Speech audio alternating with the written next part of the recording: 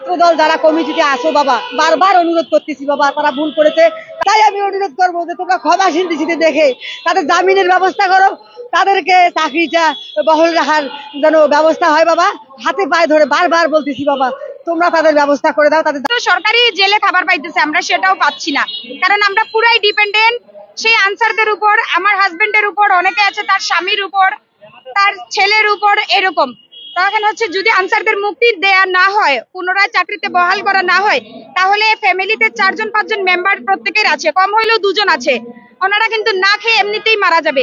সেটা যেন সরকার সুদৃষ্টিতে দেখেন, প্রত্যেককে মাফ করে দেন, আর যারা অপরাধী তাদেরকে শাস্তি দেওয়া হোক, সেটা আমরা চাচ্ছি। কিন্তু আমার ছেলেরা, আনসার সদস্যরা যারা, তারা গরিব অসহায়। সরকারের কাছে আমার একটাই দাবি, একটাই অনুরোধ, যে আনসারদেরকে ক্ষমাশীল দৃষ্টিতে দেখে, তাদের ভুল হয়েছে যেহেতু তারা বন্দি জীবন যাপন করতেছে সেই কেরানীগঞ্জ জেলখানায় বাবা, তাদের চোখের পানি দেখলে আপনারা কান্নায় বুক ভেসে দেবেন।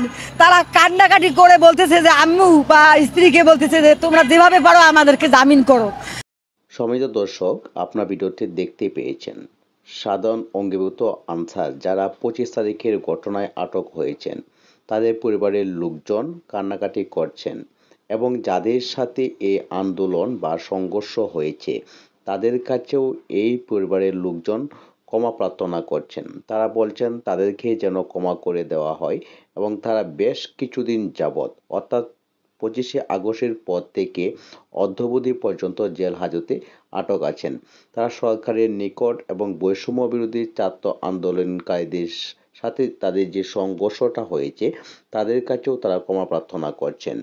তারা বলছেন যে সাধারণ আনসার সদস্যরা খুবই গরিব পরিবারের লোকজন, তাদেরকে যেন মাফ করে দেওয়া হয়। তারা জেল হাজতে আটক থাকার কারণে তাদের পরিবারের লোকজন খুবই কষ্টে দিনাতিপাত করছে। ধন্যবাদ সকলকে, ভালো থাকবেন, আল্লাহ হাফেজ।